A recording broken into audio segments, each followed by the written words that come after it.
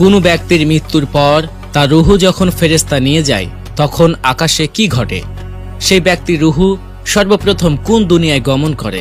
এই বিষয়ে হযরত মুহাম্মদ সাল্লাল্লাহু আলাইহি ওয়াসাল্লাম বলেছেন, যখন একজন মুমিন ব্যক্তির মৃত্যুর সময় ঘনিয়ে আসে তখন জান্নাত থেকে ফেরেশতা নেমে আসেন। এরপর সামনে আসে মালাকুল মউত। তিনি হলেন মৃত্যুর দূত বা মৃত্যুর ফেরেশতা। কাউকে বা কিছুতেই তিনি ভয় পান না।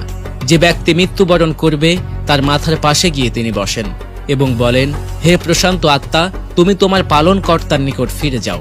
এবং এরপর তার শরীর ছেড়ে দিয়ে উপরে ভেসে ওঠে, ঠিক যেভাবে বোতলের মুখ থেকে এক ফোঁটা পানির বিন্দু বেরিয়ে আসে। রুহু চায় শরীর থেকে বেরিয়ে না আসতে, কিন্তু ফেরেশতাগণ তা আর হতে দেয় না। চোখের পলকে রুহুকে ধরে ফেলেন তারা।